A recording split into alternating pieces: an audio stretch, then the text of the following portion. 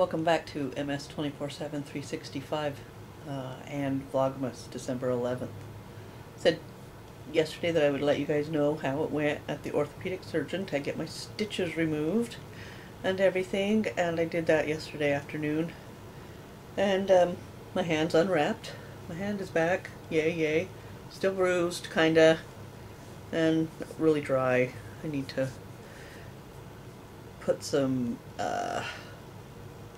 probably I'll put coconut oil on it, and looks pretty gross, and I'm really afraid of bumping it or getting anything in it, so I have a couple of band-aids on it, so you can't really see it, but it actually looks really good and it feels good, and I can move my hand, and that's what they said is for me to do. It's turned out pretty good on the hand, so that's good. Now my foot is also, let me show you this weird shoe thing for my foot anymore. Matter of fact, they told me I could start trying to find shoes or fit it into shoes, which is really odd because when I was doing my research, it was like, oh, you're going to be in that walking boot for 3 to 6 months or something like that, a couple of months at least. I can show you it. It's not too bad looking. It's actually really good looking, actually. So there's my post-surgery foot. It's a little swollen today, dry, needs to be moisturized and washed really good. I soaked it last night for a while, and so anyway, that's how they all look after surgery and after the stitches were removed and the bandages are all off. So it'll be interesting to see how it continues when the swelling that I still have is gone and my foot back to normal. It'll be really weird to see it. So there's that. There's my surgery update. Also thought we could talk about some of the medications I've been on for MS, because I don't think I've ever talked about it. I've tried several medications. I'm not on a disease-modifying medication right now, so I thought maybe I could tell you about some of those, or tell you about them and what they did or didn't do for me. One of the first medication that I went on was Avonex, and I did that, I think, in, I'm going to say 97. Yeah, 97. I went on that, and it was a shot that was that once a week.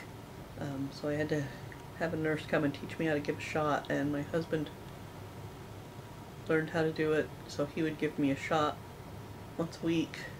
And one of the main side effects with it was flu-like symptoms, and I had those, the chills and the feeling kind of nauseous and that kind of stuff, which was manageable, and it kind of weaned off after I'd been on it for a while.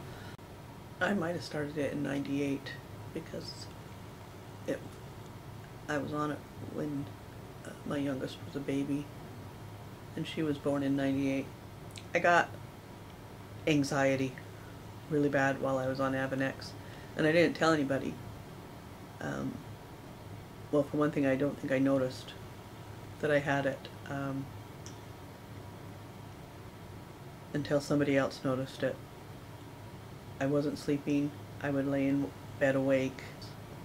I would lay awake convinced that I had to listen to the baby monitor because I had convinced myself that somebody had recorded her breathing or sleeping, and that was what was playing, and I had taken her. I was afraid that the water heater would burst and I wouldn't be able to get the girls out of the house, and I wouldn't know what to do. So I was just a complete mess. I didn't sleep. I couldn't function. I would just sit, and it felt like all of the walls were coming down. It was like I felt like I was like this all the time, and I know I wasn't. boy, I walked around and probably pretended like I acted like I was doing fine. Had never had anxiety problems, and I now do have some anxiety issues. Not like they were once I stopped the Avonex. It mellowed back out or whatever, and I do have some anxiety, residual anxiety left over from that, and you know, that's why I don't take interferon. So that kind of knocked off a couple of other medications I can't take because I won't take anything that's related to the ingredients in Avonex. The next one I tried was Copaxone, and it was an everyday injection. It was just subcutaneous injection. So the only problems I had with that was that it would make wherever you got the injection really sore. So I would just ice it afterwards, and it really, the reason I stopped taking it is we never noticed any change. It never really did anything for me. So there was that, and I tried it a couple of times. I had been on it, and then we noticed that it really didn't have any effect on me, and then tried it again, and it still didn't. Then the next one I tried is called Tysabri, and it is an IV infusion, and I think I got 2 infusions, and the third one I was in the middle of getting my infusion, and all of a sudden I had a reaction, a horrible reaction, a scary reaction. Luckily the nurse at the infusion center that I was at was right next to me, and she's like, "Vicky, are you okay? Are you okay?" And if she hadn't been right there and quick to stop my infusion and administer the antihistamine to reverse the reaction, it could have been really bad. I couldn't breathe. I was blacking out. And it was a matter of seconds of being perfectly fine to not perfectly fine at all. So that took care of the Tysabri. Didn't do it anymore. That was scary.